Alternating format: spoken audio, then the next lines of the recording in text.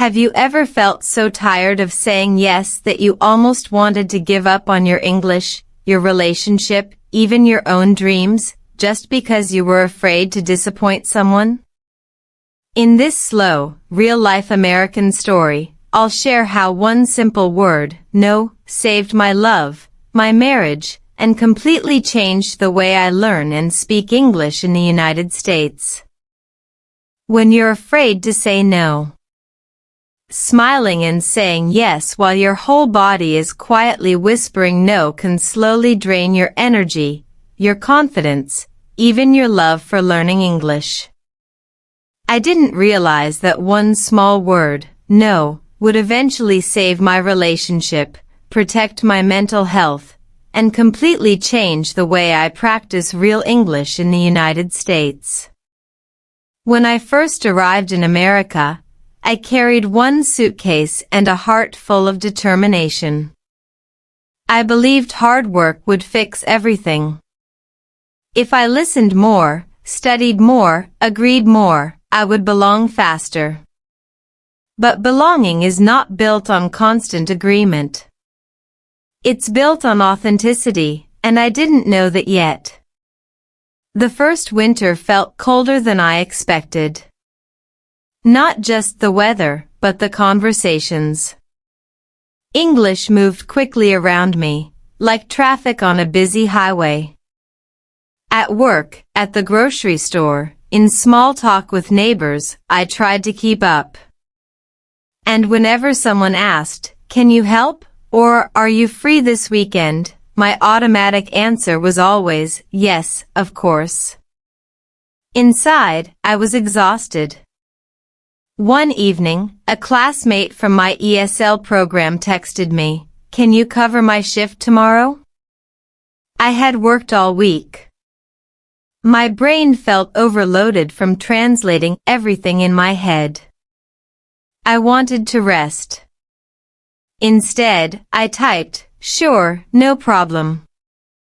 But it was a problem. Psychology has a name for this pattern, people-pleasing. Our brains are wired for social survival. Thousands of years ago, being rejected by the group could mean danger. Today, the threat isn't wild animals, it's disapproval, awkward silence, or feeling left out. When you think about saying no, your nervous system reacts as if something serious is at risk. Your heart beats faster. You imagine disappointment on someone's face.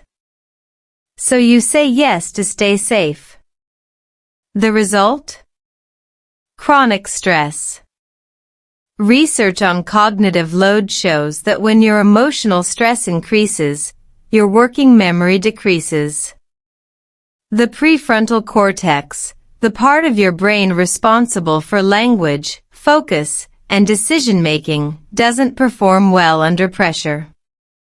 That explains something important. The more I tried to please everyone, the worse my English became. At social gatherings, I nodded even when I didn't fully understand. I laughed a second too late. I agreed to plans that left me drained. I thought this was part of adapting to American culture. But I slowly noticed something different about the people around me. Americans said no calmly. Not aggressively. Not dramatically. Just clearly. I can't make it. That doesn't work for me. Maybe next time. No long apologies. No emotional guilt. At first, I interpreted this as coldness. Then I began to see something else, boundaries. They weren't rejecting people. They were protecting their time and energy. Meanwhile, in my relationship, the pattern followed me. I started dating a kind American man who loved weekend gatherings, barbecues, hiking trips, and spontaneous road trips. I admired his energy. I wanted to support him. So I went everywhere. Even when I was tired. Even when my brain needed quiet. Each Sunday night, I felt completely empty. Language learning requires mental space. Neuroscience tells us that memory consolidation happens when the brain has downtime, when we rest, reflect, and repeat slowly. But I never gave myself that space. I was always performing, always agreeing. One night after a loud dinner party, I stood in our small kitchen staring at my reflection in the microwave door. My smile looked forced. My eyes looked tired. I asked myself a simple question: why am I so exhausted? It wasn't just English. It wasn't just cultural adjustment. It was the constant pressure of saying yes when I meant no. Maybe you're there right now. You open a video to practice listening. You tell yourself you'll improve your speaking this year. But your mind is crowded with responsibilities. You say yes to extra work. Yes to family obligations. Yes to things that don't align with your goals. Then you feel guilty for not improving fast enough. You blame your ability. But the real problem might be boundaries. Learning English is not only about vocabulary or grammar. It's about building the confidence to express your needs. Sometimes the most powerful sentence is simple and slow. I'm sorry, I can't.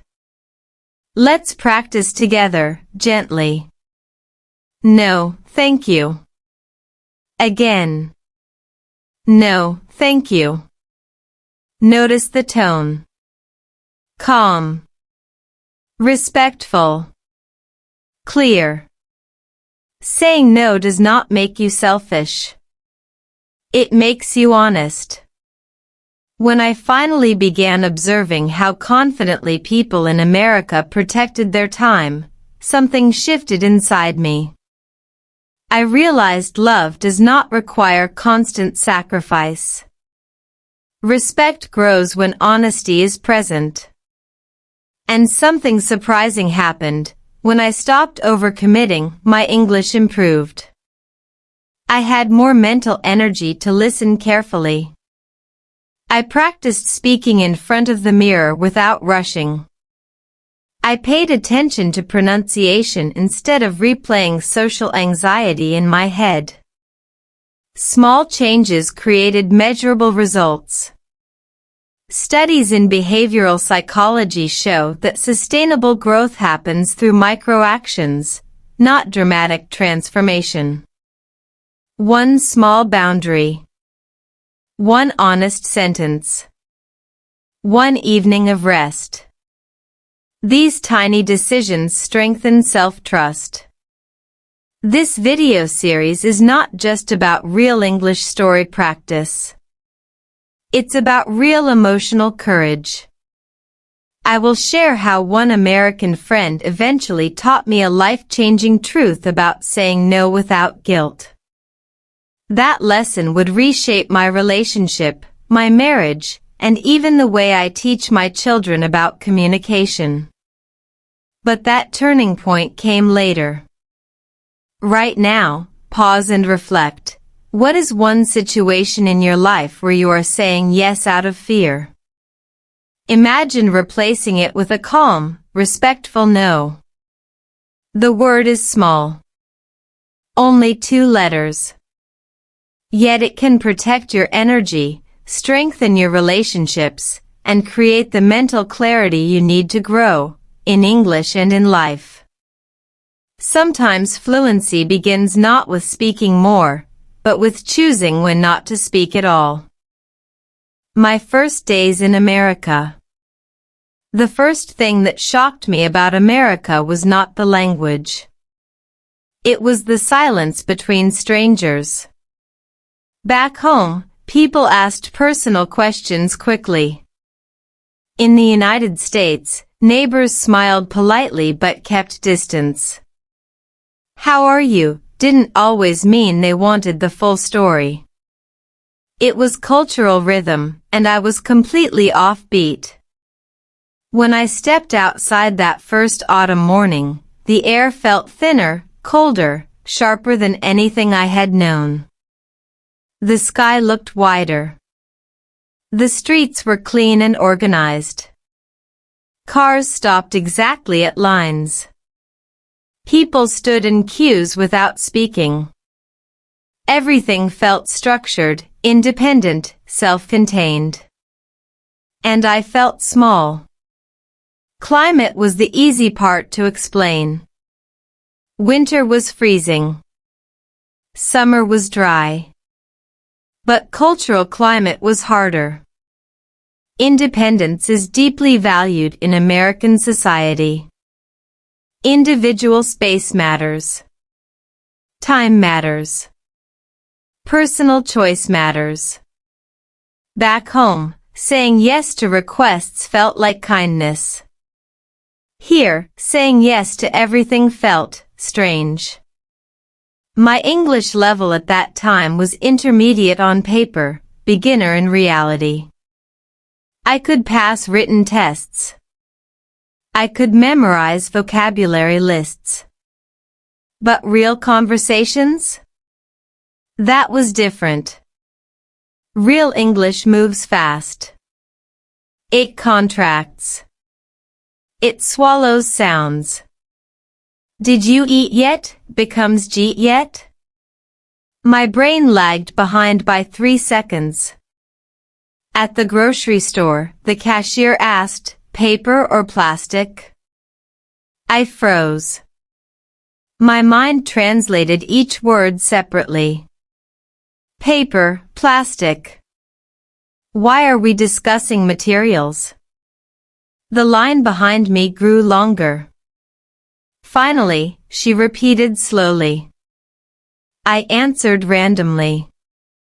I walked out embarrassed, replaying the moment in my head for hours. That replaying became a habit. Neuroscience explains this as rumination. When you feel socially uncomfortable, your brain tries to analyze the situation repeatedly to prevent future mistakes. The problem is that rumination increases stress hormones like cortisol. Elevated cortisol reduces memory performance. That means the more I replayed awkward English moments, the harder it became to focus the next time. Then came work culture. In America, schedules are precise. Meetings start on time. Emails are direct. If someone asks, "Can you finish this by Friday?" they expect either yes or no, not a long emotional explanation. Just clarity. I struggled with that simplicity. One afternoon, my supervisor asked if I could take on an additional task. My mind instantly calculated extra pressure, more English communication, higher chance of mistakes. But instead of expressing concern, I smiled and agreed. Why? Because I thought opportunity meant automatic acceptance. But American workplace culture often values transparency more than blind agreement. Later, I learned that a clear "I don't think I can manage that this week" earns more respect than silent overwhelm. Climate outside was cold. Climate inside me was anxious. Social invitations were another challenge. In my culture, refusing an invitation requires a detailed reason. In America, a short decline is normal. "I can't make it" is complete. The first time someone declined my invitation without explanation, I assumed they didn't like me. Later, I realized they were simply protecting their schedule. That distinction changed everything.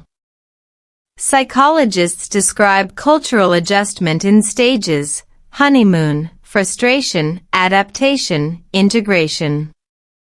My honeymoon stage lasted about 2 weeks.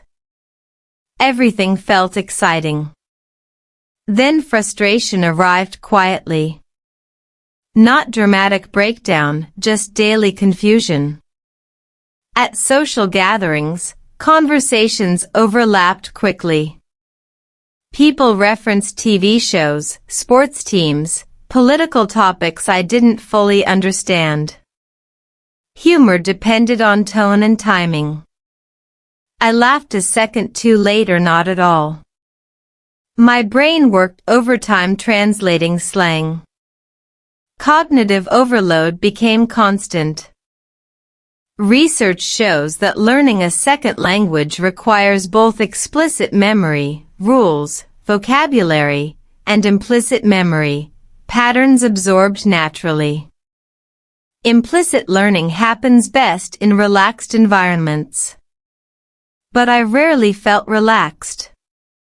One evening, after a long day, I opened a YouTube video labeled Slow English Listening Practice. I intended to study for 30 minutes. Instead, I fell asleep halfway through. Not because the content was boring, but because my brain was exhausted from emotional adaptation. Adaptation is invisible labor. Even small interactions require energy, deciding how much eye contact is appropriate, interpreting tone, choosing formal or casual language. Each decision consumes mental resources. I also noticed policy differences shaping daily life. In America, many systems rely on self-advocacy. Healthcare appointments require proactive scheduling. School communication expects parental involvement. Financial systems demand credit history awareness. Independence is assumed. This assumption intimidated me. Back home, collective decision-making was common. Here, personal responsibility dominated. I realized something uncomfortable. To survive confidently in America, I would need to communicate clearly. That included expressing limits.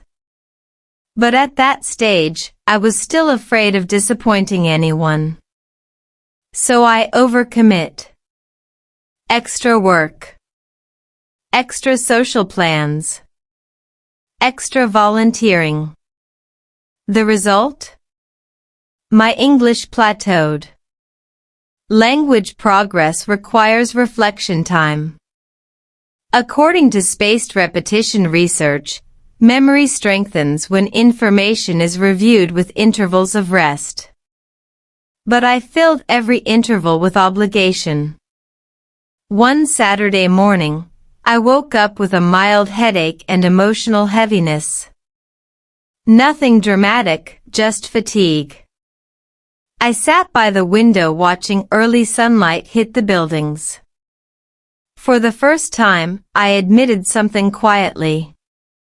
I am overwhelmed. That admission was not weakness. It was awareness. Awareness activates the prefrontal cortex, helping regulate emotional responses. When you name your experience, I feel overloaded, you reduce amygdala activation. This is called affect labeling. Simply identifying emotion decreases its intensity. So I tried something new that day. When a friend invited me to a long afternoon outing, I paused. I didn't answer immediately. I felt the usual pressure rise. Then I said, carefully, I can't today. I need to rest. The world did not collapse. She replied, no worries. Maybe next week. That moment was small, but revolutionary. Cultural shock taught me something textbooks never did. Language is not just grammar. It is courage. It is boundaries. It is clarity in unfamiliar environments. My first days in America were not about perfect pronunciation. They were about confronting fear of rejection, fear of misunderstanding, fear of not being enough. But adaptation begins when honesty replaces performance. And slowly, I began to see that surviving in a new country required more than vocabulary lists. It required learning how to say no, without apology written across my face. The American friend who changed me. Change rarely arrives like a movie scene. No dramatic music. No perfect speech. Sometimes it begins with a simple conversation over coffee on an ordinary Tuesday afternoon. That was the day I met the friend who would quietly transform the way I understood boundaries, relationships, and even my English-speaking confidence in America. Her name was Emily. She was in her early 30s, confident without being loud, warm without being intrusive. We met in a community English conversation group designed for immigrants practicing real-life American English. I expected grammar corrections. What I didn't expect was a life lesson. During introductions, someone asked Emily if she could volunteer extra hours for an upcoming event. She smiled gently and said, "I'd love to help, but I don't have the capacity this week." The sentence stunned me. No long apology. No complicated excuse. No visible guilt. Just clarity. I don't have the capacity. That phrase echoed in my mind for days. After the session, I gathered courage and asked her, "Do you ever feel bad saying no?" She looked at me, slightly confused. Why would I feel bad for being honest? Her response felt almost radical. In my cultural background, declining requests often required emotional cushioning. You explained, justified, softened your refusal. Here she was, refusing calmly while remaining kind. We started meeting weekly for coffee.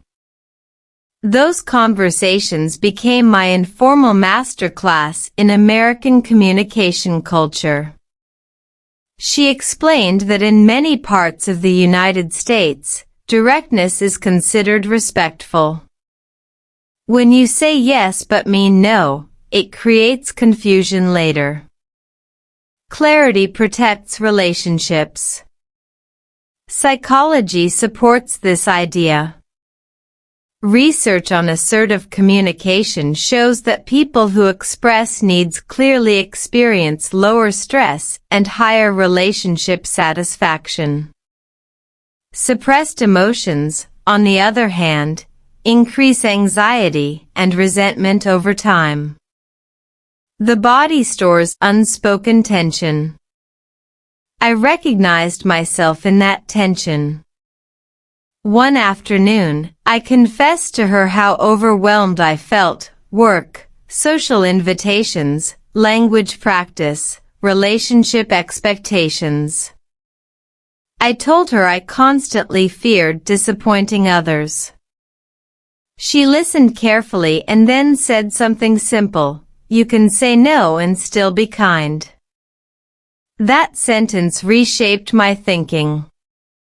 Until then, I believed kindness required sacrifice. She separated the two concepts effortlessly. Kindness is about tone and intention. Agreement is about choice. They are not the same. We practiced sentences together. I can't commit to that right now. That doesn't work for me. I need some time to think about it. She encouraged me to say them slowly, confidently, without over-explaining. We repeated each phrase like a speaking exercise. This became unexpected English training.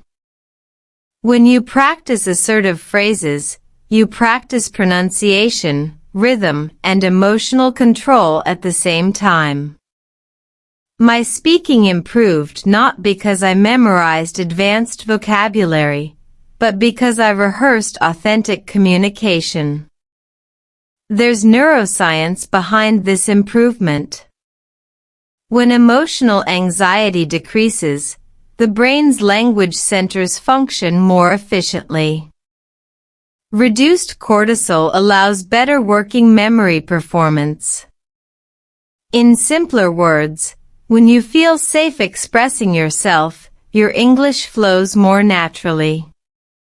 Emily also explained something about American social norms that changed my perspective.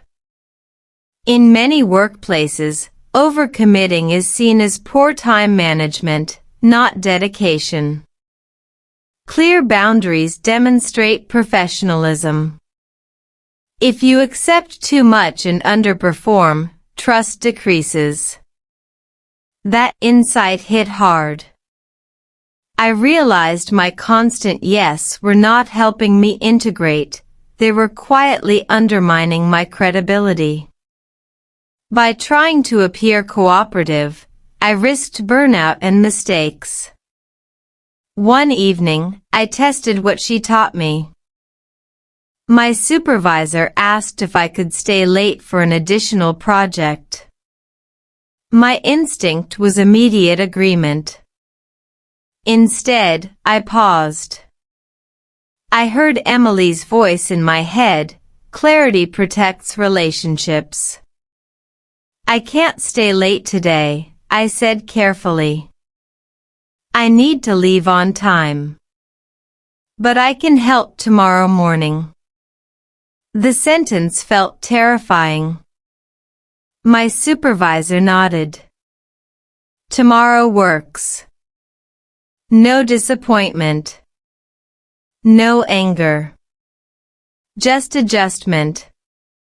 The relief that followed was physical. My shoulders relaxed. My breathing slowed. That night, I had enough mental energy to review English listening exercises with focus. For the first time in months, studying felt productive instead of forced. Emily's influence extended beyond work. In my relationship, I began expressing preferences honestly. Instead of attending every social gathering, I chose selectively. When I needed a quiet weekend, I said so. Surprisingly, my partner respected it. He even admitted he sometimes felt pressure to be constantly active. My vulnerability gave him permission to share his own limits. The dynamic shifted from silent endurance to open conversation.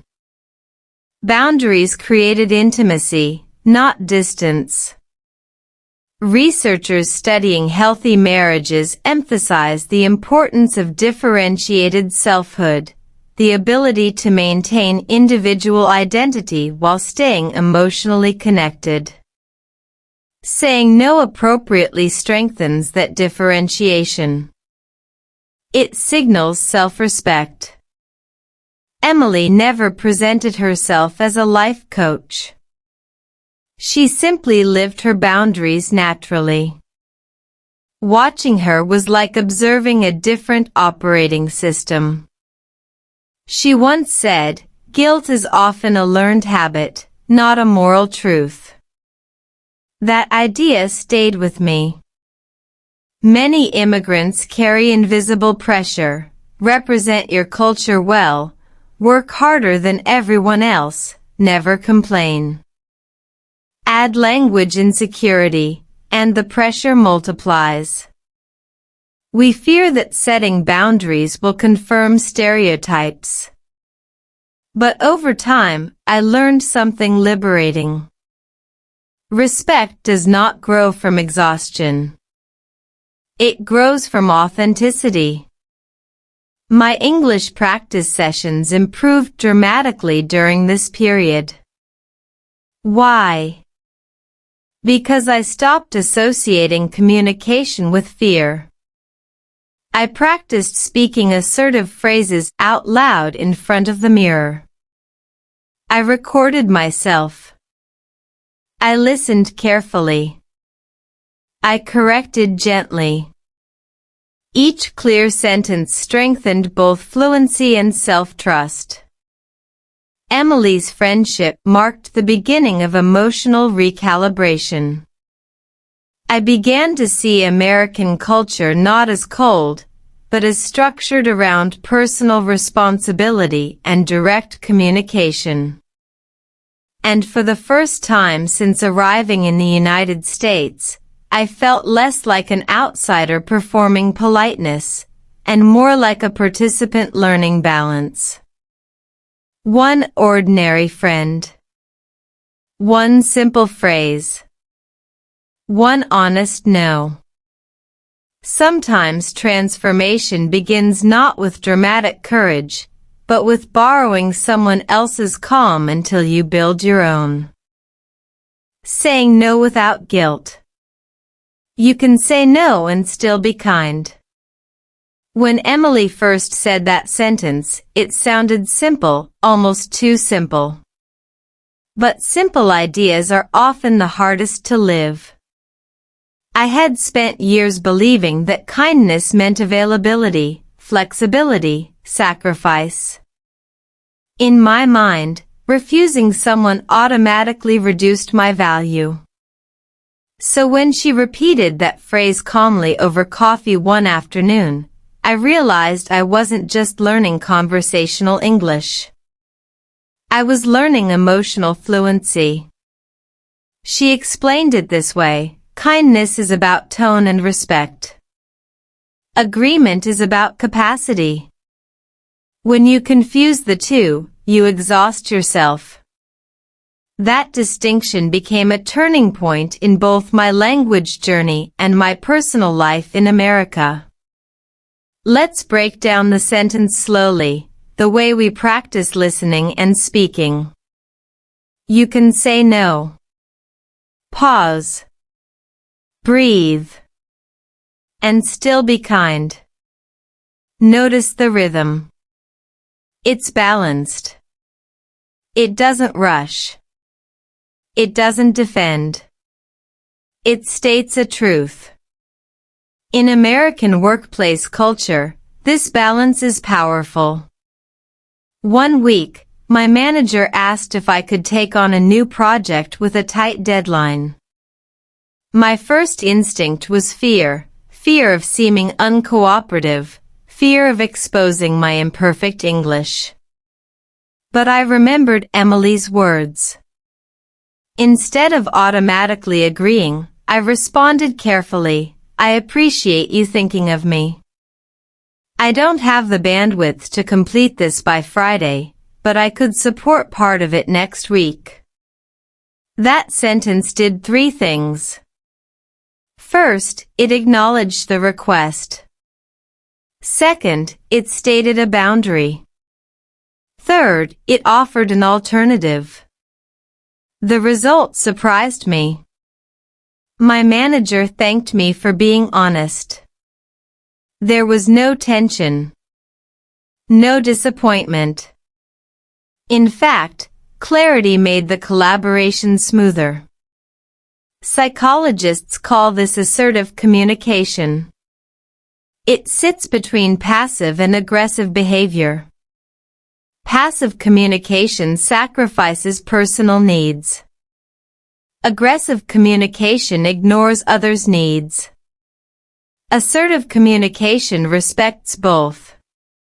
Research shows that assertiveness reduces stress levels and increases professional credibility.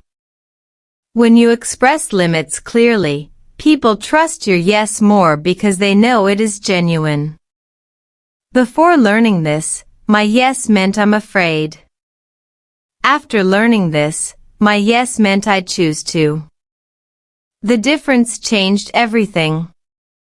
The same principle applied in romantic relationships. My partner once invited me to a weekend camping trip with his friends. Old habits pushed me toward automatic agreement. I imagined long conversations around a fire, fast jokes, slang I might not understand. I imagined feeling mentally drained. This time, I paused. I don't think I have the energy for camping this weekend, I said gently. Could we plan something quieter together instead? There was a moment of silence. My heart beat loudly in my ears. Then he smiled. Of course. What would you prefer? That small exchange taught me something profound. When you communicate honestly, you give others a chance to respond with maturity. Neuroscience supports this experience. When you suppress your true feelings, your body remains in a mild stress state. Elevated cortisol affects sleep quality, digestion, and memory consolidation. Chronic people-pleasing isn't just emotionally draining, it's biologically expensive. On the other hand, expressing boundaries activates the prefrontal cortex, helping regulate emotional responses. Naming your needs reduces amygdala reactivity. In practical terms, honesty calms your nervous system. A calm nervous system learns language faster. This realization transformed my English practice sessions. Instead of forcing myself to study after exhausting social commitments, I protected specific time blocks for focused listening and speaking practice. When friends invited me out during that time, I responded kindly but clearly, I can't tonight. I have something important scheduled. That something important was my growth. In American culture, personal development is often respected. When you say you're working on a goal, people usually understand. The fear of being judged existed mostly in my imagination. Emily once told me another sentence that stayed with me, guilt is not proof that you're wrong. Sometimes it's proof that you're changing. That line explained why saying no felt uncomfortable at first. My brain was adjusting to a new pattern. Habit loops take time to rewire. According to behavioral science, repeated action creates neural pathways. For years, my pathway connected refusal with rejection. Now I was building a new association, refusal with self-respect. Repetition matters. So we practiced. I can't commit right now. That doesn't work for me. I need more time. I recorded myself saying these sentences slowly. Listening back improved my pronunciation and reduced hesitation. Language learning became emotional training. Gradually, guilt lost its intensity. Not because I became indifferent, but because I understood intention. If my tone remained warm and my words were honest, kindness was intact. Something unexpected also happened in my friendships. When I stopped overextending myself, I became more present in the moments I chose. Instead of attending every gathering half-focused, I participated selectively and fully engaged. Quality replaced quantity. The same shift occurred in my marriage. Honest boundaries prevented resentment. Respect deepened. Conversations became clearer. Love felt lighter. Saying no without guilt is not about rejection. It's about alignment. When your actions match your internal truth, confidence grows naturally. Confidence improves communication. Communication strengthens relationships. The word no stopped feeling like a door closing. It started feeling like a door directing energy toward the right place. In America, where independence and clarity are cultural values, this lesson was essential. But more importantly, it was human. Universal. 2 letters. 1 boundary. A calmer mind. And a voice that finally sounded like my own. Love begins with honesty. Romantic movies often show love as sacrifice. Grand gestures. Endless compromise. Quiet endurance. I used to believe that too.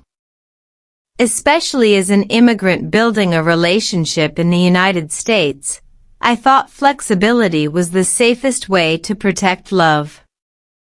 If I adjusted enough, supported enough, agreed enough, everything would stay stable. But stability built on silence is fragile. When my relationship with my American partner became more serious, the emotional stakes felt higher. Dating is one thing. Building a future together in a different culture is another. Marriage conversations began slowly: where to live, how to manage finances, how to handle family traditions, even how many children we might want. Each topic required clear communication. And clear communication required courage. One evening, we were discussing holiday plans. In American culture, major holidays like Thanksgiving and Christmas often involve extended family gatherings. My partner assumed we would spend every holiday with his relatives. He spoke casually, as if it were obvious. Old habits rose inside me. Smile. Agree. Adapt. But something inside resisted. I missed my own cultural traditions. I wanted balance. I wanted space to create new rituals as a couple. My heart beat faster as I chose my words carefully. I understand how important your family is, I began slowly. But I also need us to create our own traditions. Maybe we can alternate holidays, or spend some days just the two of us. The air felt heavy for a second. He looked surprised, not angry, just surprised. I had rarely expressed a preference that contradicted his expectations. Then he nodded thoughtfully. That makes sense, he said. I didn't realize you felt that way. That moment changed our relationship dynamic. Honesty did not weaken love. It clarified it. Psychologists who study long-term relationships emphasize the concept of emotional transparency. Partners who communicate needs directly experience higher satisfaction and lower resentment over time. Suppressed needs eventually resurface, often through passive aggression or emotional withdrawal. I had been close to that path without realizing it. For immigrants navigating intercultural relationships in America, the pressure to assimilate can be intense. You don't want to appear difficult. You don't want cultural differences to create tension. So you minimize your preferences. But minimizing yourself slowly reduces intimacy. Real intimacy requires differentiation, the ability to remain yourself while staying connected. If one partner consistently erases personal boundaries, the relationship becomes unbalanced. As I practiced saying no in small daily situations, I became more capable of honest conversations in love. Language confidence and emotional confidence grew together. My English improved because I was speaking real thoughts, not rehearsed politeness. One weekend, he invited me to join a large camping trip with friends. I had already had a demanding week at work. My energy was low. Instead of automatic agreement, I paused. "I need a quiet weekend," I said gently. "Could we stay home and cook together instead?" This time, the pause felt less terrifying. He smiled. "Actually, that sounds nice." That exchange might sound small. But for someone who once feared disappointing others constantly, it was enormous. It signaled trust. It signaled safety. Neuroscience supports what I was experiencing emotionally. When you express authentic needs and receive positive feedback, your brain releases oxytocin, the bonding hormone. That reinforces connection. Suppressing needs, on the other hand, activates stress responses that weaken emotional closeness over time. Honesty strengthened our bond biologically and emotionally. Cultural differences still existed. Communication styles differed. Americans often value direct speech. My upbringing emphasized harmony and indirect language. But instead of seeing these differences as obstacles, we began discussing them openly. We even turned some conversations into English practice. For example, we practiced phrases like, "I feel overwhelmed when," "I need time to," "Can we find a compromise?" Repeating these structures improved my fluency while strengthening our understanding. Real English practice does not always happen in classrooms. It happens at kitchen tables, in quiet living rooms, during vulnerable moments. There was one particularly significant conversation about finances. In American culture, financial independence is often discussed early in serious relationships. I hesitated to share concerns about budgeting and long-term planning. Money conversations can be uncomfortable in any language. But clarity is kindness. "I feel anxious when we don't discuss savings plans," I admitted one evening. "I need transparency to feel secure." He listened carefully. Instead of defensiveness, he appreciated the honesty. We created a shared plan. The anxiety that once lingered quietly began to dissolve. Each honest conversation strengthened my belief that love does not require self-erasure. It requires mutual respect. Interestingly, as emotional clarity increased, my English pronunciation improved too. Anxiety had previously tightened my throat muscles when speaking. Relaxation allowed smoother articulation. Confidence affects vocal tone. When you are not afraid of judgment, your voice naturally stabilizes. That connection surprised me.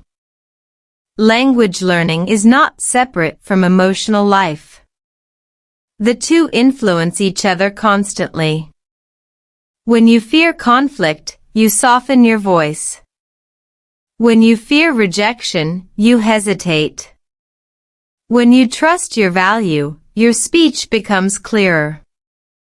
Love began changing not because we avoided differences, but because we addressed them. One evening, as we were cooking dinner together, he said something simple that stayed with me. I like knowing what you really think.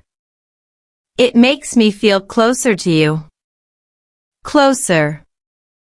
The very thing I feared, disagreement, created deeper connection. That realization felt like sunlight after a long winter. Honesty did not push him away. It invited him in. In America, where individuality is valued, expressing preferences is not selfishness. It is participation. It is partnership.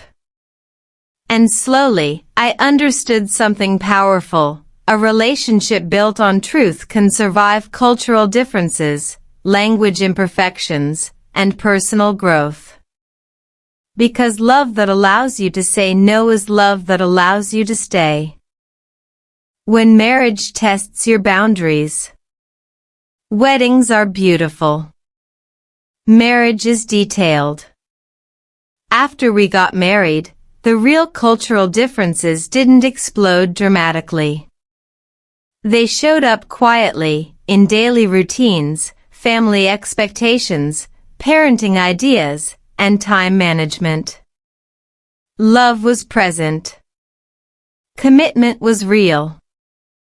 But boundaries were tested in ways I hadn't anticipated. In the United States, marriage often operates on partnership and negotiation.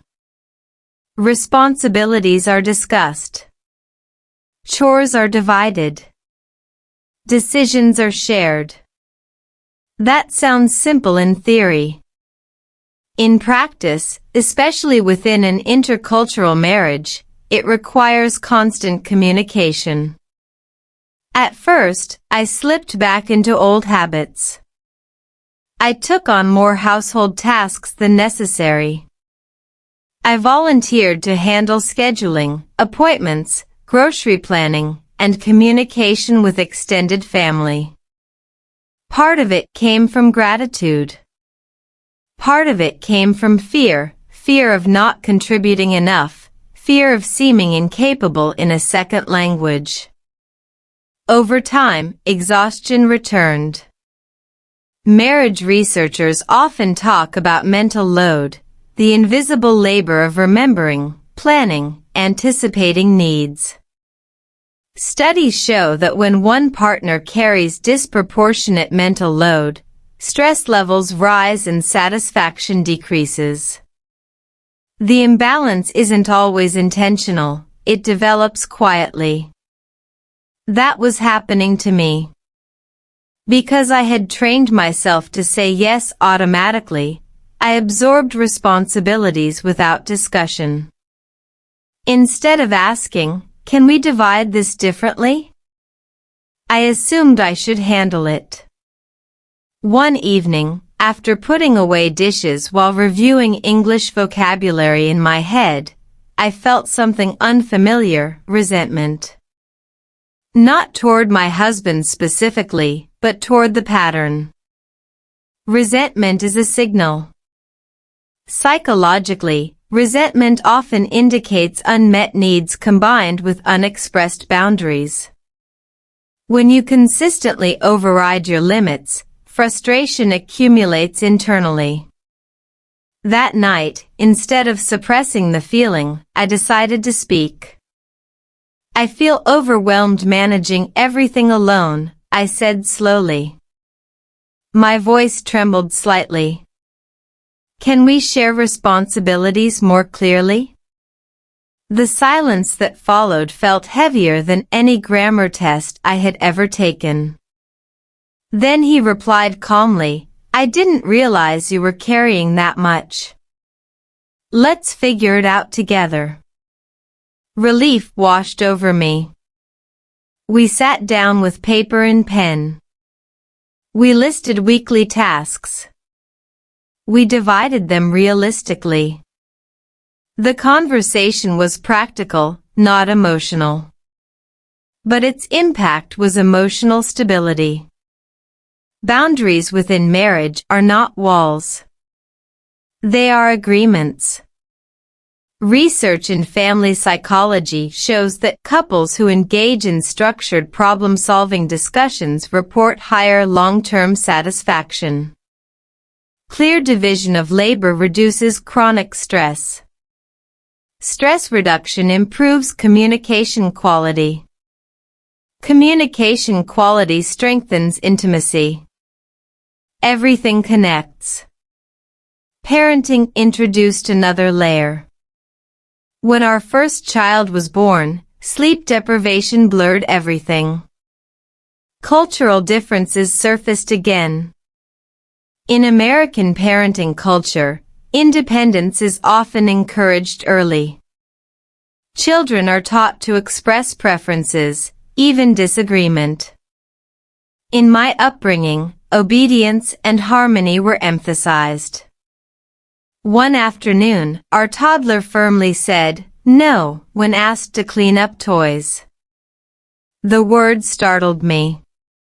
My instinct was to correct immediately. My husband responded differently. He calmly said, "It's okay to say no, but we still need to clean up. Let's do it together." That moment taught me something profound. Boundaries are not rebellion. They are communication tools, even for children. We began intentionally modeling respectful refusal in our home. If one of us felt overwhelmed, we said so. If we needed personal time, we expressed it clearly. If our child expressed frustration, we validated feelings while maintaining structure. This approach aligned with authoritative parenting research, which balances warmth and clear expectations. Studies show that children raised in environments where emotional expression is allowed, but guided, develop stronger emotional regulation skills. Saying no without guilt became part of family culture. Interestingly, my English-speaking confidence continued improving during this stage. Why? Because daily family conversations required real-time communication. I was no longer practicing hypothetical dialogues. I was negotiating schedules, explaining feelings, discussing future plans. Practical language strengthens fluency faster than passive listening alone. There were still difficult moments. Once, extended family expected us to attend a large holiday gathering immediately after a stressful work week. I felt drained. The old reflex whispered, "Just go, don't complicate things." Instead, I said calmly, "I need a quiet weekend. Let's join next time." No dramatic argument followed. No emotional withdrawal. Just understanding. Marriage became healthier not because conflict disappeared, but because boundaries became normalized.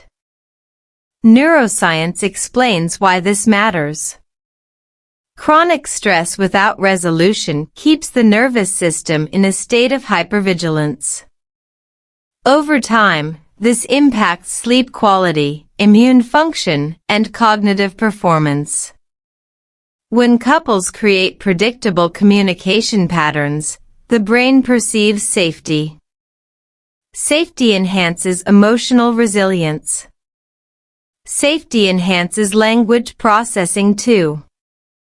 There was one evening that felt symbolic.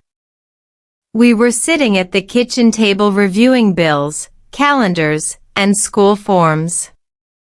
Months earlier, that scene would have overwhelmed me.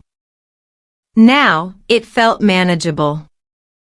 We discussed tasks clearly. We disagreed respectfully. We adjusted schedules collaboratively. At some point, my husband looked at me and said, "You've become much more direct." I like it. Direct. The word once intimidated me. Now it felt empowering. Marriage tested my boundaries, but it also strengthened them. Each honest conversation reinforced trust.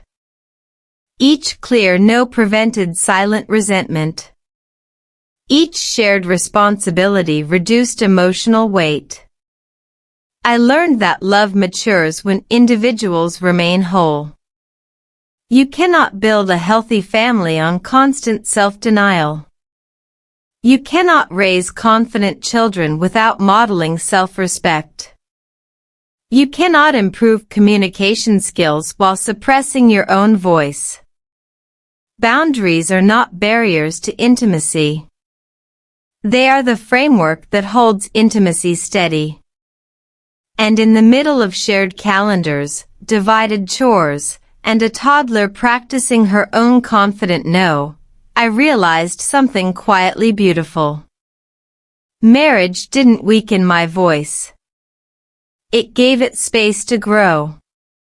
The science of guilt and people-pleasing. Guilt feels moral. It feels like proof that you care. But not all guilt is wisdom. Sometimes it's just an old alarm system firing at the wrong time. For years, every time I considered saying no, a wave of discomfort rushed through my body. Tight chest. Fast heartbeat. Overthinking. It felt like I was about to hurt someone deeply, even if the request was small. Understanding the science behind that reaction changed everything for me, not just emotionally, but linguistically. Let's start with what guilt actually is. Psychologists define guilt as a self-conscious emotion that arises when we believe we have violated a moral standard. Healthy guilt can guide behavior. If you hurt someone intentionally, guilt pushes you to repair the damage. That's constructive. But people-pleasing guilt is different. People-pleasing guilt appears when you prioritize someone else's comfort over your own needs, even when your needs are reasonable. It's not about morality.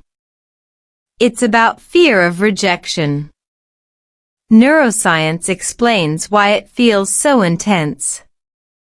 When you anticipate disappointing someone, your amygdala, the brain's threat detection center, activates. It doesn't carefully analyze the situation. It reacts fast. Your body shifts into mild fight or flight mode. Stress hormones increase. Logical thinking decreases. That means when you try to form English sentences under guilt pressure, you're literally working against your own biology. I remember one specific situation at work. A colleague asked if I could stay late to help with a report. I had already committed to studying that evening. My instinct was immediate agreement. The fear response kicked in. If you say no, they'll think you're lazy. If you say no, your English weakness will be judged. My brain created imaginary consequences. This is called catastrophizing, predicting extreme negative outcomes without evidence. Cognitive behavioral research shows that anxious individuals often overestimate social consequences. We imagine rejection far more severe than reality. In truth, most people simply adjust. When I finally said, "I can't stay tonight," but I can review it tomorrow morning. Nothing dramatic happened. The world remained stable. The report was completed. My job remained secure. The difference existed only inside my nervous system. Understanding this gave me power. Another key concept is attachment style. Many people who struggle to say no develop anxious attachment patterns earlier in life. If approval was conditional, based on performance, obedience, or harmony, you may associate disagreement with loss of love. Immigrants often carry an additional layer, survival pressure. When you move to a new country like the United States, especially navigating American culture, language barriers, and work expectations, belonging feels essential. That pressure amplifies people-pleasing tendencies. You don't just want friends. You want stability. You want acceptance. You want opportunity. So you overextend. But chronic overextension leads to burnout. Burnout isn't just emotional exhaustion. Research by occupational psychologist Christina Maslach identifies 3 components: emotional fatigue, depersonalization, and reduced sense of accomplishment. I experienced all 3 during my early years in America. I felt tired, detached, and constantly inadequate in my English progress. Guilt was the invisible driver. The body keeps score. Chronic stress impacts sleep quality, memory consolidation, and immune function. If you are always anxious about disappointing others, your brain rarely enters true rest mode. And without rest, language learning slows dramatically. One evening, after a long day, I sat quietly and decided to observe the guilt instead of obeying it. This technique is supported by mindfulness research. When you label an emotion, "This is guilt," you activate the prefrontal cortex. That activation reduces amygdala intensity. I whispered to myself, "This is just a feeling. It's not a command." That small separation created space. Cognitive behavioral therapy uses a method called thought challenging.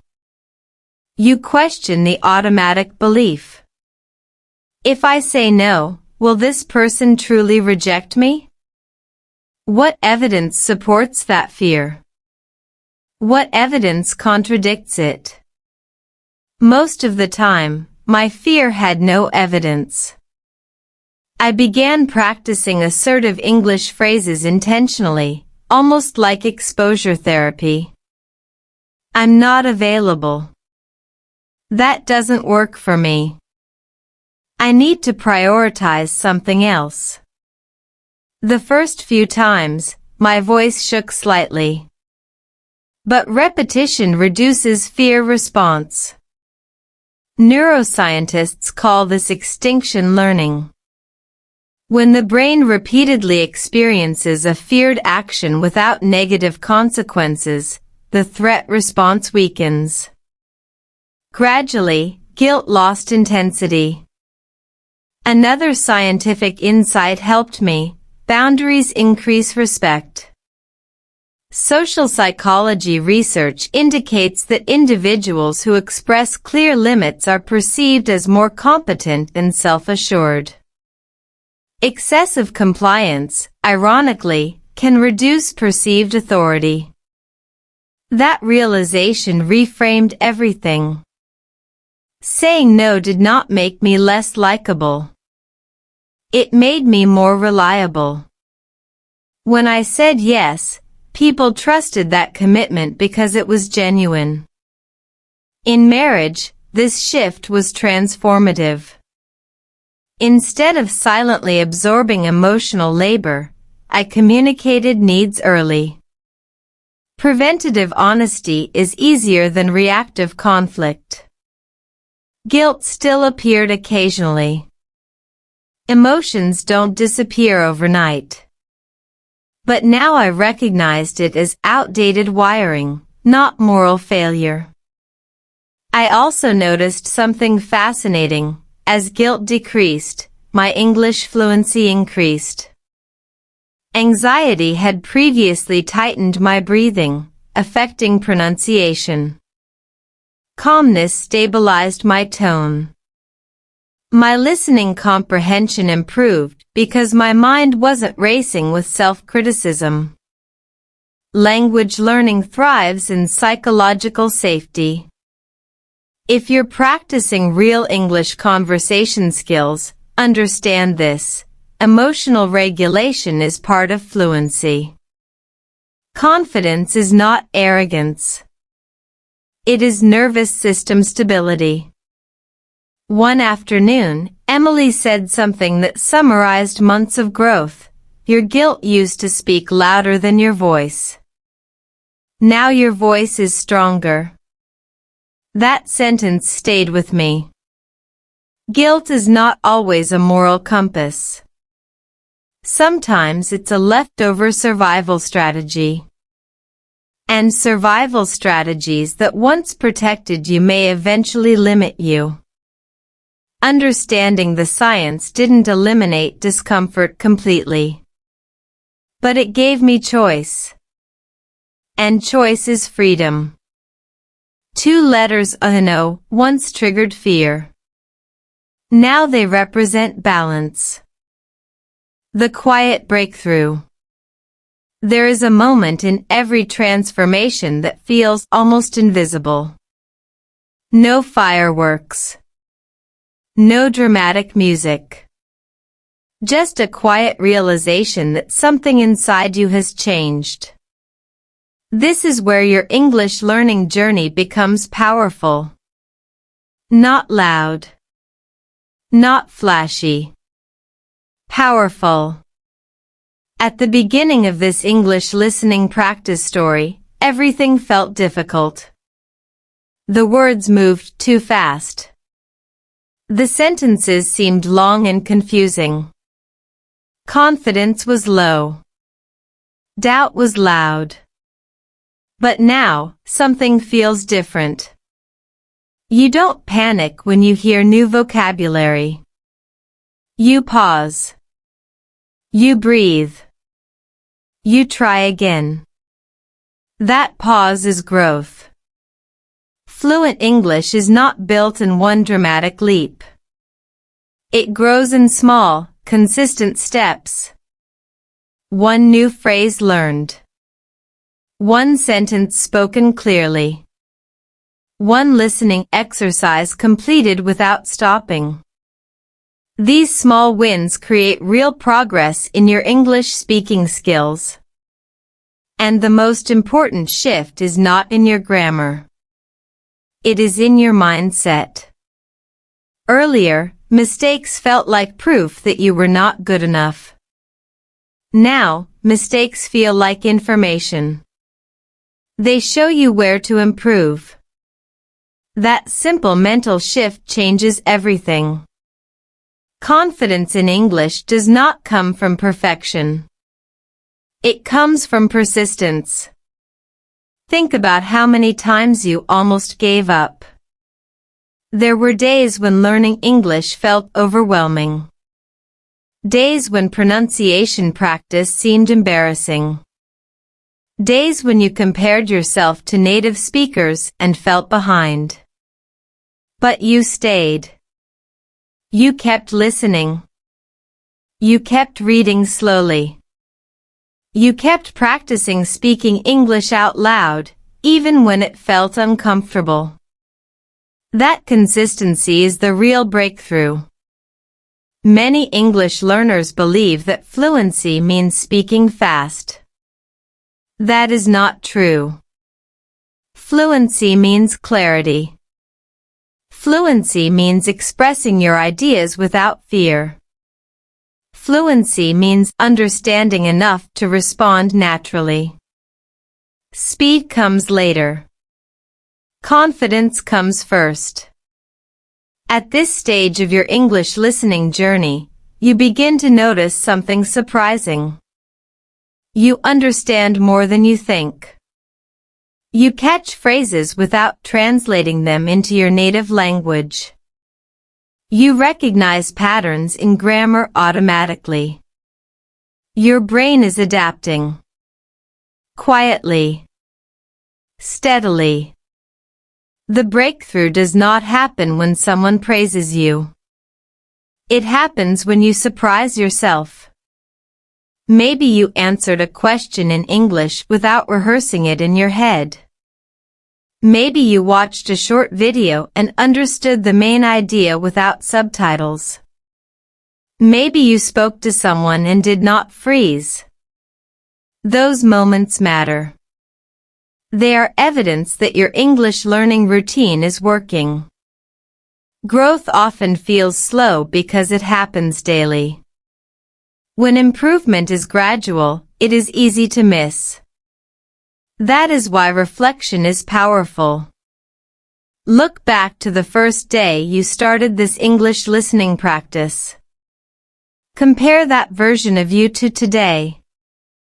The difference is real. Another important lesson appears in this stage. Perfection is not required for connection. Communication is about meaning, not flawless grammar. Even native speakers make mistakes. What makes someone effective in English conversation is clarity and confidence, not perfect sentence structure. This understanding reduces fear. And when fear decreases, progress accelerates. There is also a deeper realization forming inside you. Learning English is no longer just about language. It is about discipline, patience, emotional resilience. Every time you practice listening comprehension instead of scrolling on your phone, you strengthen focus. Every time you repeat a difficult pronunciation exercise, you build mental endurance. English becomes the tool. Personal growth becomes the reward.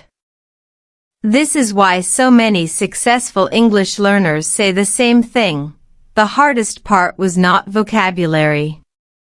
It was belief. Belief that improvement was possible. Belief that an accent is not a weakness. Belief that effort compounds over time. Your accent tells a story. It tells people you are brave enough to learn another language. That is strength, not something to hide.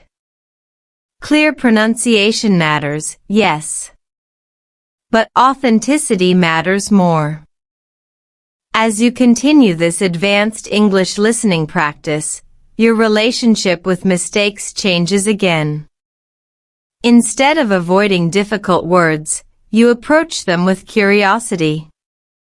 Instead of fearing complex sentences, you break them down calmly. English stops feeling like an enemy and starts feeling like a skill you are mastering. Mastery is not a destination. It is a direction.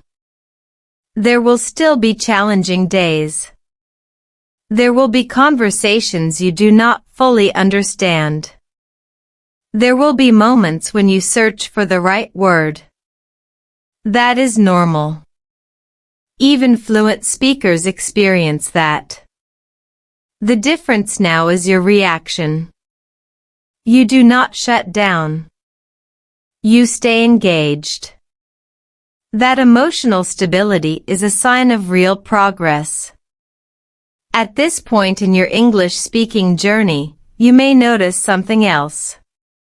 You are thinking in English more often. Short thoughts. Simple reactions. Small internal sentences. This is a major milestone in language acquisition. When your brain begins forming ideas directly in English, translation becomes less necessary. Communication becomes smoother. Celebrate that. Success in English learning is rarely dramatic. It is quiet confidence. It is steady improvement. It is choosing to practice again tomorrow. That quiet discipline separates those who quit from those who achieve fluency. And here is the truth that many people do not say clearly enough: you are closer than you think. Fluency is not a distant dream. It is built through the habits you are already practicing. Daily English listening. Consistent speaking exercises. Reading simple stories slowly and clearly. These habits compound. The person you become through this process is stronger than the version who started. So continue. Keep training your ear. Keep speaking even when your voice shakes. Keep building your vocabulary one phrase at a time. The breakthrough is not one big moment. It is the accumulation of small brave decisions. This journey is not just about learning English for communication. It is about proving to yourself that growth is possible. That discomfort can be temporary. That persistence creates transformation. And as this section closes, remember something important. The quiet breakthrough you feel right now is only the beginning. The future version of you. Close your eyes for a moment and picture the future version of yourself. This person speaks English with calm confidence. Not perfect. Not robotic. Just natural. Clear. Comfortable. Conversations flow more easily. Listening feels lighter. Words come without panic. That version of you is not imaginary. It is under construction right now. Every minute you spend on English listening practice is shaping that future identity. Every time you repeat a sentence out loud, your pronunciation improves. Every time you focus on understanding the main idea instead of every single word, your listening comprehension grows stronger. These small habits are building something powerful behind the scenes. Earlier in this journey, English felt like a mountain. The vocabulary was overwhelming. Native speakers sounded impossibly fast. Grammar rules felt endless. But something shifted.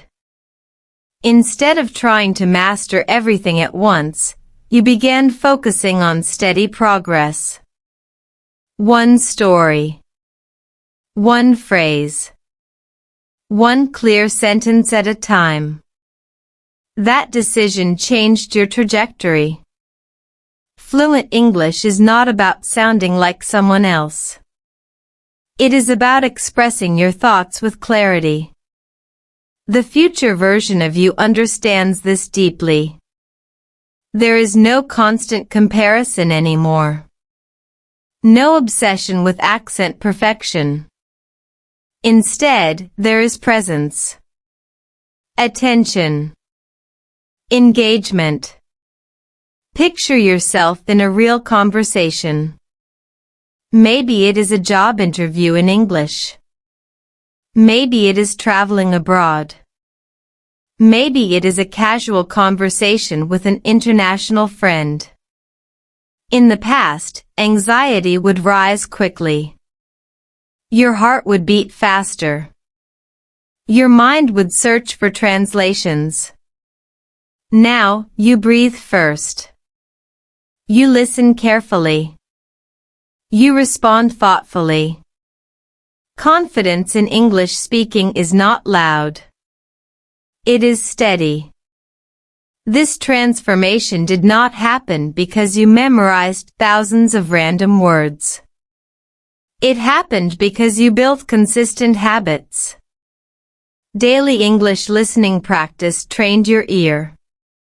Slow reading improved your sentence structure awareness. Speaking exercises strengthened your fluency muscles. Repetition created familiarity. Familiarity reduced fear. Fear is often the biggest obstacle in language learning.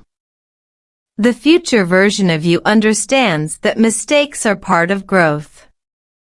When you mispronounce a word, you correct it calmly. When you forget vocabulary, you describe the idea differently. Communication becomes flexible. That flexibility is real fluency.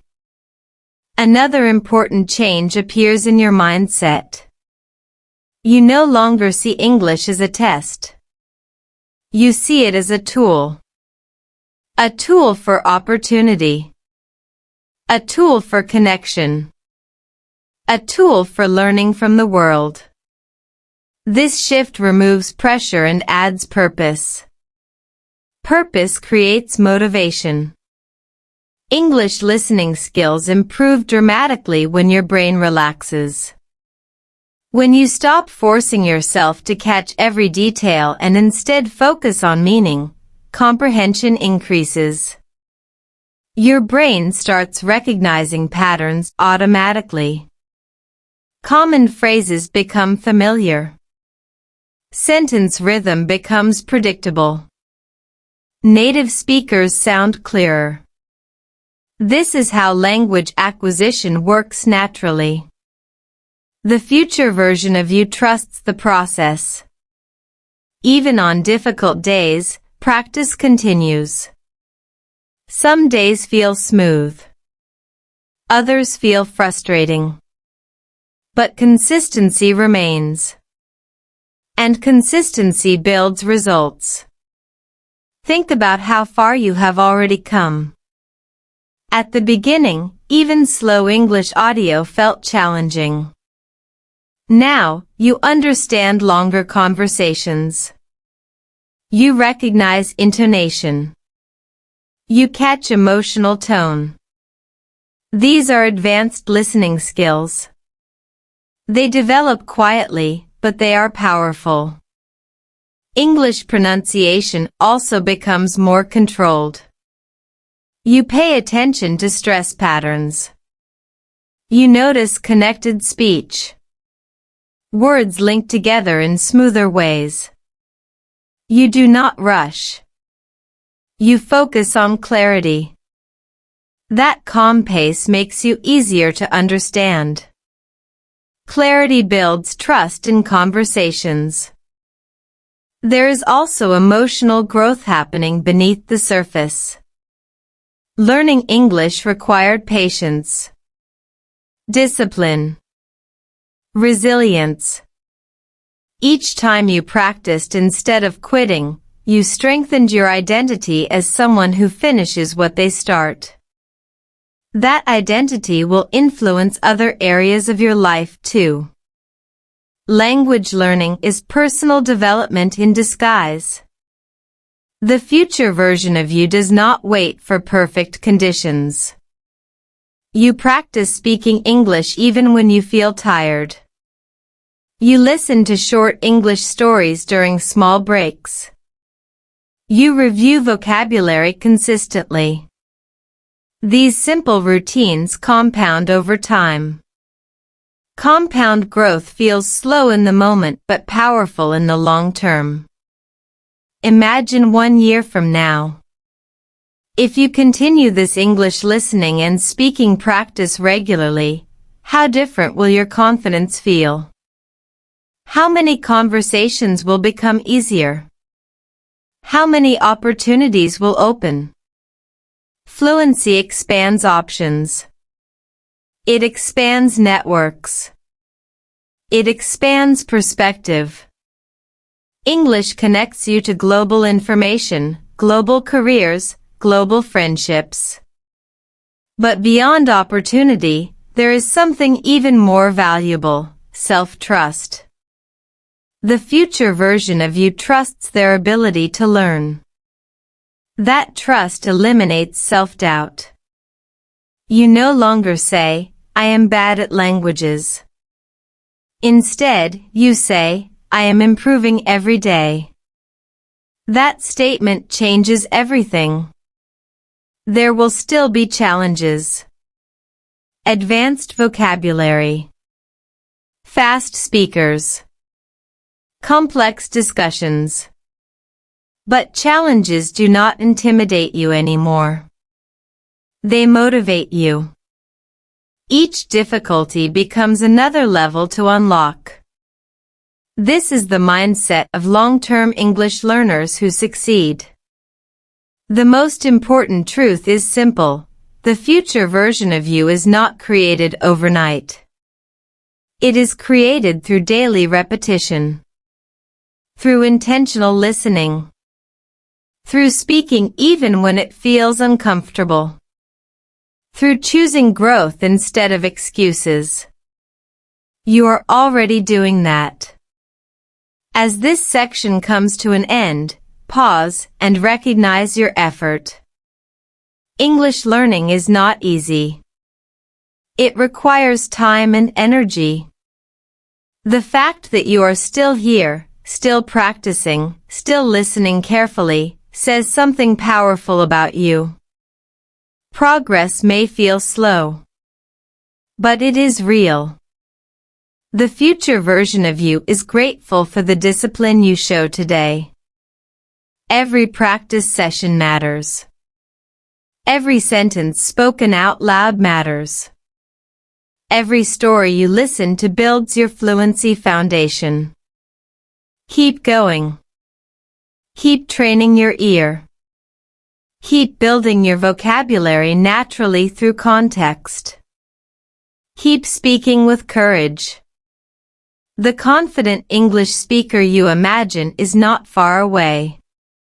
That person is forming sentence by sentence, day by day.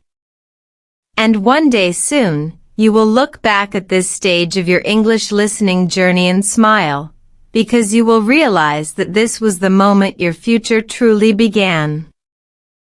The promise you keep. This is the final part of your English listening practice journey in this series, but it is not the end of your growth. In many ways, it is the beginning of a new chapter. Not the chapter where you struggle to start. Not the chapter where doubt controls you. This is the chapter where you keep a promise to yourself. The promise is simple: keep going.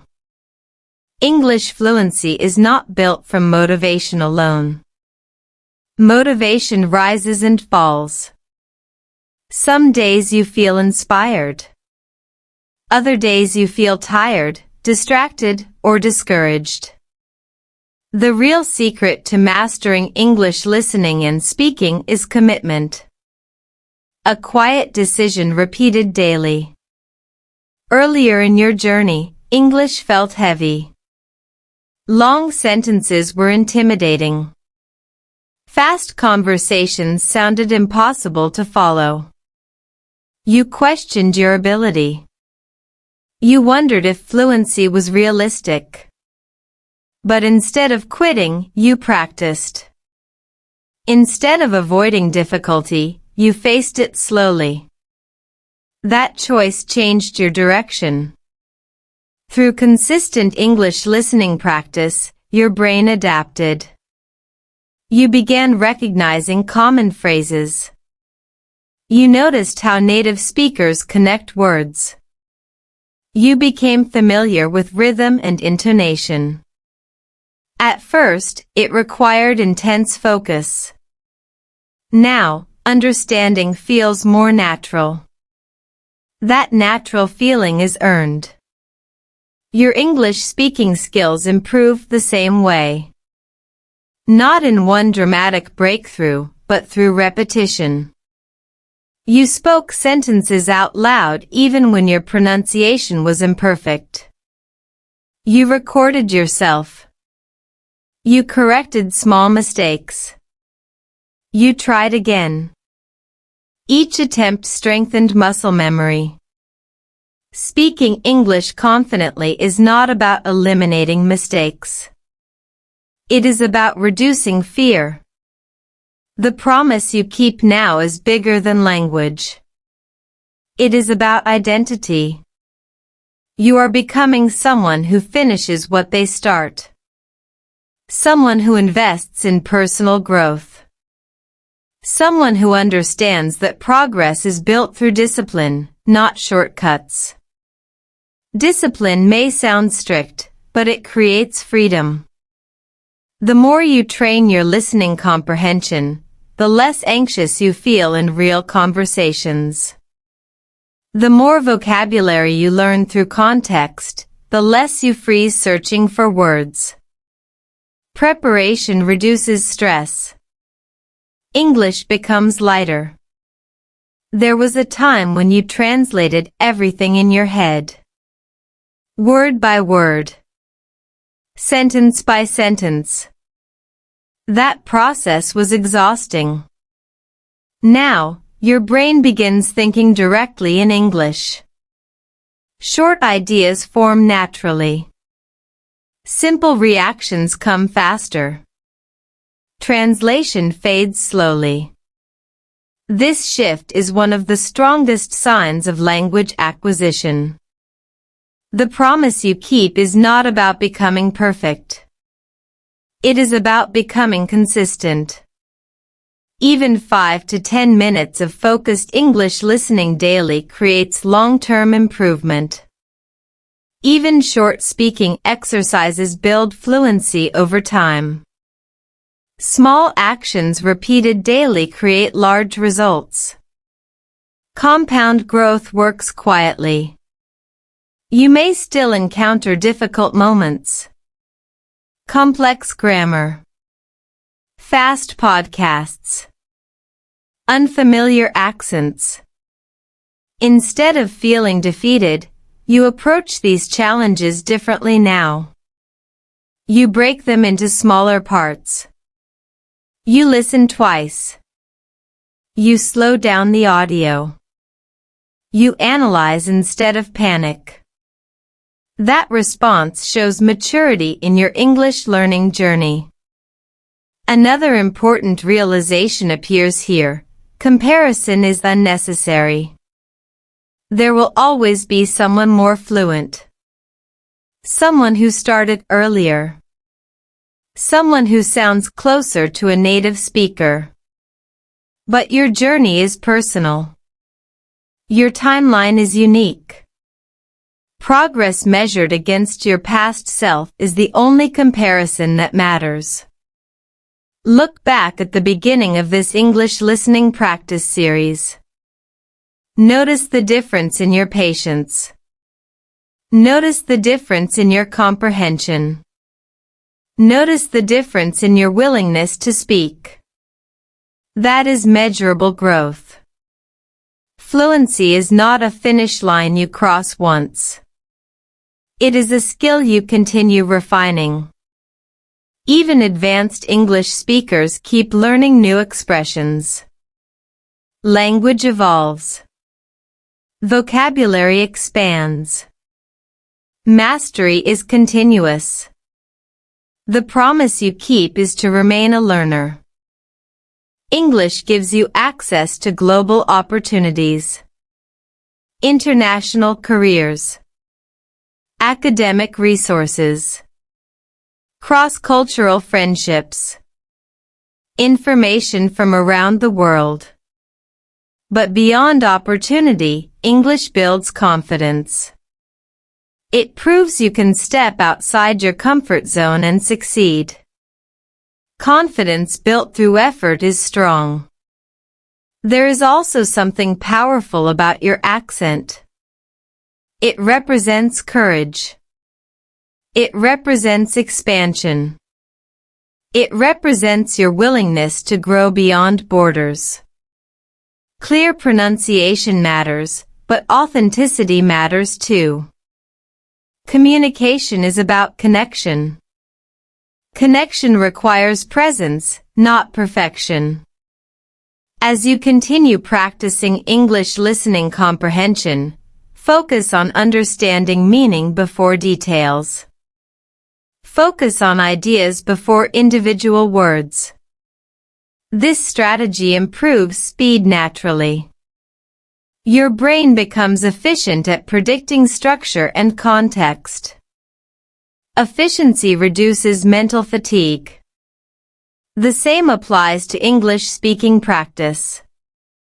Speak at a comfortable pace. Pause when needed. Choose clarity over speed. Native speakers value understanding more than rapid speech. Calm communication feels confident. This final section is not about dramatic inspiration. It is about stability. About creating a routine that supports long-term growth. 10 minutes of listening. 5 minutes of speaking. A few new phrases learned each day. Sustainable habits win. You have already proven something important. You did not stop when it felt difficult. You continued when progress felt slow. That resilience matters more than natural talent. Natural talent may give someone a fast start. Consistency guarantees a strong finish. Imagine yourself months from now, speaking English in situations that once intimidated you. Interviews feel manageable. Presentations feel structured. Conversations feel smoother. That future is realistic if you protect the promise you make today. Keep practicing. Keep listening carefully. Keep speaking bravely. Growth does not need to be dramatic to be meaningful. Quiet dedication transforms skill. Daily repetition rewires the brain. Focused effort builds fluency. And as this series closes, remember something essential: you are not the same learner who started. You are more patient, more aware, more capable. The foundation you built through consistent English listening and speaking practice will continue supporting you. The promise you keep today becomes the confidence you carry tomorrow. So continue forward. One story. One conversation. One sentence at a time. Your English journey does not end here. It strengthens from here. The day you realize you're fluent. There will be a normal day in your life when something unexpected happens. You are in a conversation, maybe online, maybe at work, maybe while traveling. Someone speaks to you in English at a natural speed. And you respond. Calmly. Clearly. Without panic. Without translating every word in your head. Hours later, you suddenly realize something important. You didn't struggle. That is the day you understand what real English fluency feels like. Fluency is not a dramatic announcement. No one hands you a certificate in that moment. No background music plays. It arrives quietly, hidden inside ordinary situations. A smooth reply. A natural laugh at a joke. A confident opinion shared without fear. And the most surprising part? You may not even notice it immediately. Throughout this English listening practice journey, you focused on small improvements. Understanding the main idea. Catching keywords. Training your ear to recognize connected speech. Practicing pronunciation patiently. Repeating sentences until they felt comfortable. Each small action built a foundation. At the beginning, native speakers sounded too fast. Long sentences felt overwhelming. Your brain worked overtime trying to translate everything. Conversations were exhausting. Doubt was loud. Now, comprehension feels lighter. You do not need to catch every single word to understand meaning. Context fills the gaps. Tone gives clues. Your listening comprehension has matured. That maturity is fluency in motion. English speaking improved the same way. You started with simple sentences. Short responses. Careful pronunciation. Over time, sentences became longer. Ideas became more detailed. You learned to paraphrase when vocabulary was missing. You learned to pause without embarrassment. Pausing is not weakness. It is control. Many English learners think fluency means speaking fast like a native speaker. That belief creates unnecessary pressure. True fluency means communicating ideas effectively. It means understanding enough to respond naturally. It means staying calm when the conversation shifts unexpectedly. Calm is confidence. The day you realize you are fluent is also the day you stop trying to prove it. You no longer measure every sentence. You no longer analyze every mistake after speaking. You focus on connection instead of performance. This mindset shift is powerful. Your brain has adapted through consistent English listening practice. Exposure to stories, conversations, and repeated vocabulary created familiarity. Familiarity built speed. Speed built comfort. Comfort built confidence. This is how language acquisition works when patience leads the way. There were moments when you doubted your progress.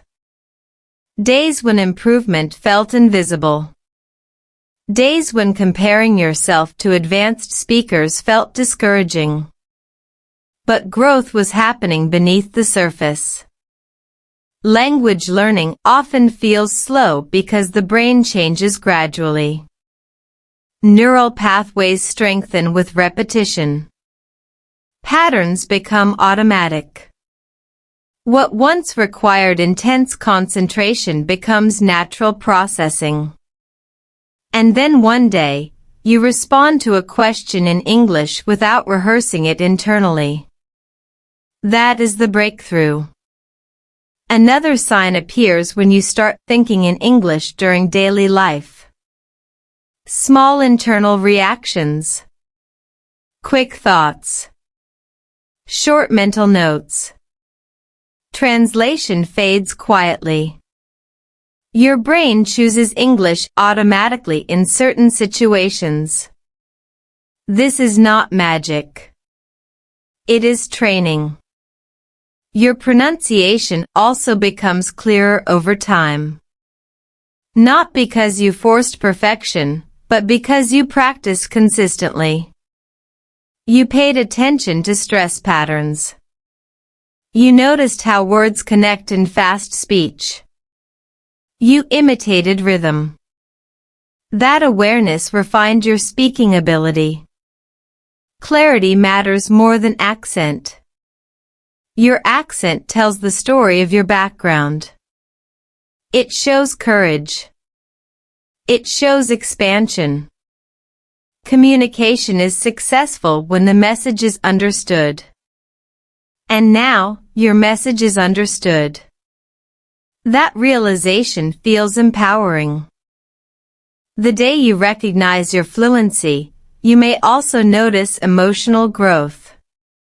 You are less afraid of mistakes, less embarrassed by imperfection, more willing to participate in discussions. English no longer feels like a test. It feels like a tool. A tool for opportunity. A tool for knowledge. A tool for connection. Opportunities expand when language barriers shrink. International content becomes accessible. Professional communication improves. Cultural understanding deepens. English becomes part of your identity rather than an obstacle. But here is an important truth: fluency is not the end of learning. Even advanced English speakers continue expanding vocabulary. They refine expression. They learn new phrases. Language evolves. The difference now is your relationship with learning. You trust yourself. You know that with enough exposure and practice, improvement happens. You have evidence from your own journey. That self-trust eliminates fear of future challenges. There will still be complex conversations, technical vocabulary, fast debates. But instead of feeling intimidated, you feel curious. Curiosity replaces anxiety. Curiosity accelerates growth. Looking back at the beginning of this English listening journey, the transformation is clear. You moved from hesitation to participation. From translation to comprehension. From fear to confidence. And it happened one practice session at a time. This is why consistency is more powerful than intensity. Short daily English listening exercises create stronger results than rare long study sessions. Regular speaking practice builds fluency faster than silent memorization. You proved that discipline works. As this section closes, imagine that ordinary day when fluency reveals itself to you. You are speaking naturally. You are understanding comfortably. You are present in the conversation, not trapped in your head. That day is not far away. Keep training your ear. Keep speaking clearly. Keep exposing yourself to authentic English content. Keep trusting the process. One day soon, you will smile quietly after a conversation and think, I just did that in English. And that will be the moment you realize, fluency was never a distant dream. It was the result of every small, brave decision you made along the way. The journey continues beyond this story. This is the final section of this English listening practice series. Not the end of your progress. Not the end of your growth. Just the end of this chapter. What you built here does not disappear when the video ends. Skills remain. Habits remain. Confidence remains. And most importantly, your identity as a consistent English learner remains. When you first began this journey, English felt intimidating. Long conversations sounded overwhelming. Native speakers seemed too fast. Vocabulary lists felt endless. Confidence felt fragile. But you stayed. You listened carefully. You practiced speaking slowly. You allowed yourself to improve step by step. That patience changed everything. Through daily English listening practice, your brain adapted to rhythm, tone, and natural sentence structure. You trained yourself to focus on meaning instead of translating every word. You learned to tolerate uncertainty without panic. That emotional control is one of the strongest indicators of language growth. Listening comprehension is not just about hearing words. It is about recognizing patterns, predicting structure, understanding context. You developed those skills gradually. At first, it required intense concentration. Now, understanding feels smoother. English speaking followed the same pattern. You began with short responses, simple sentences, careful pronunciation. Over time, you expanded your vocabulary naturally through stories and repetition. You practiced out loud even when it felt uncomfortable. Discomfort became progress. Fluency is often misunderstood. Many learners imagine a moment when they suddenly speak perfectly, without hesitation. Real fluency feels different. It feels steady, controlled, flexible. You can explain ideas in multiple ways. You can recover when you forget a word. You can stay engaged in conversation. That flexibility is powerful. Another major transformation happened inside your mindset. You stopped seeing mistakes as proof of failure. You started seeing them as feedback. When pronunciation was unclear, you adjusted. When grammar felt confusing, you reviewed calmly. Improvement became a process, not a judgment. Confidence in English does not come from avoiding errors. It comes from surviving them. As you continue your English learning journey beyond this series, remember that consistency matters more than intensity. 10 focused minutes of listening each day builds stronger neural connections than one long study session per week. Short, daily speaking practice strengthens fluency more effectively than silent memorization. Small habits compound. You may notice that you think in English more frequently now. Quick reactions. Short internal sentences. Small observations forming automatically. This shift reduces translation and increases natural communication. It is one of the clearest signs of language acquisition. Celebrate that progress. There will still be challenging days.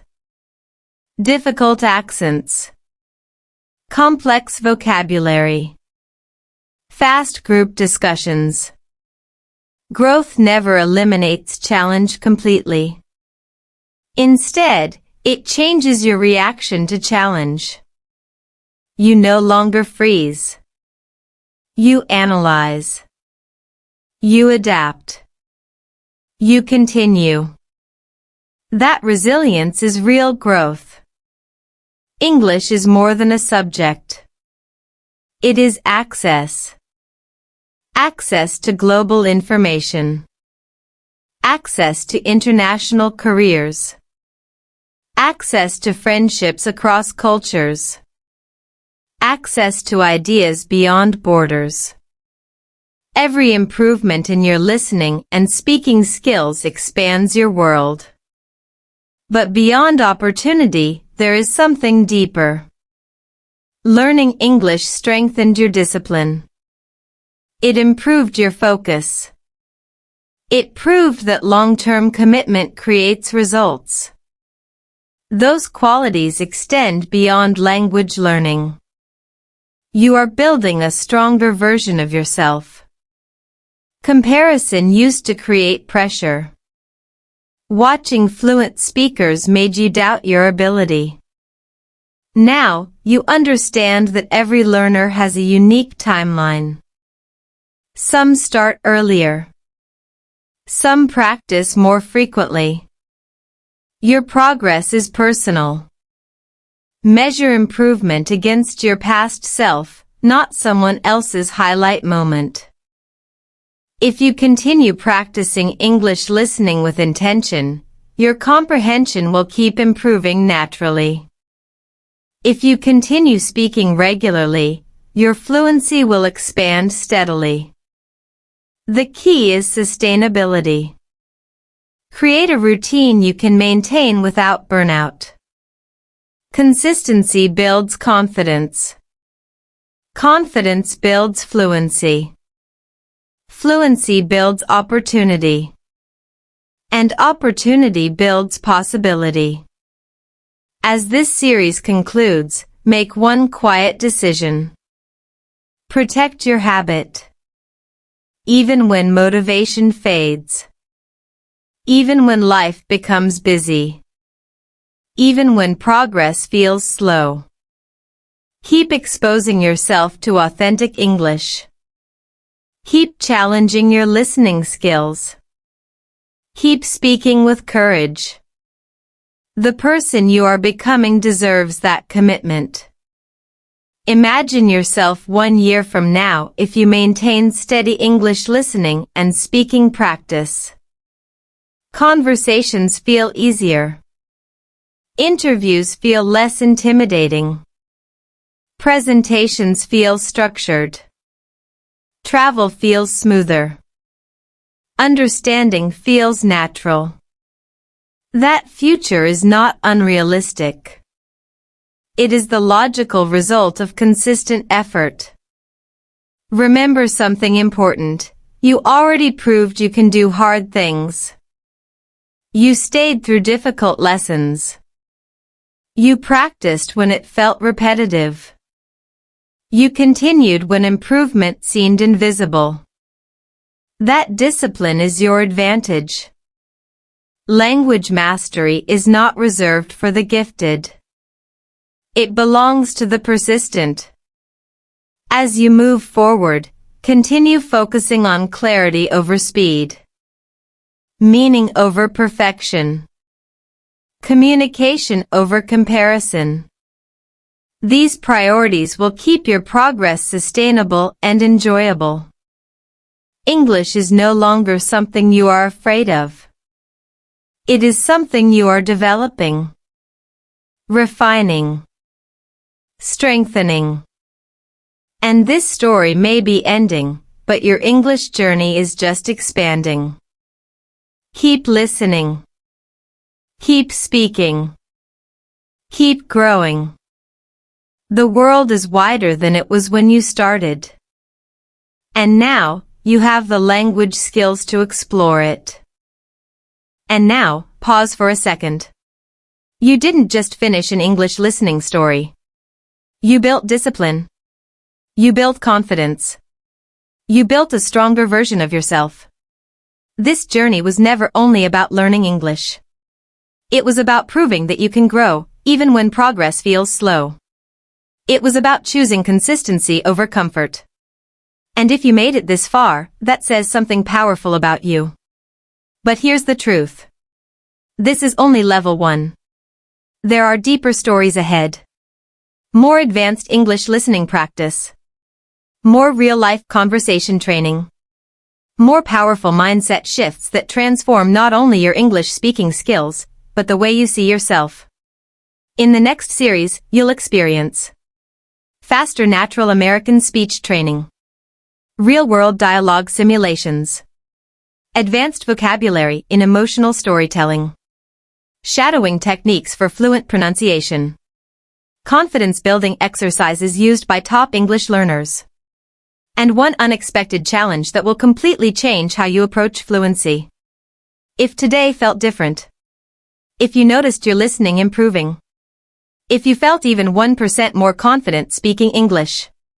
Imagine what consistent training will do. Your fluency is not a dream. It's a direction. And this channel is built to walk that direction with you, step by step. So here's your next move. Subscribe now for weekly advanced English listening practice stories. Turn on notifications so you never miss a fluency building episode. Comment below, I'm building my fluency. And make it real. The algorithm rewards commitment. Your brain rewards repetition. Your future rewards discipline. And in the next video, we're going deeper. Not just into English.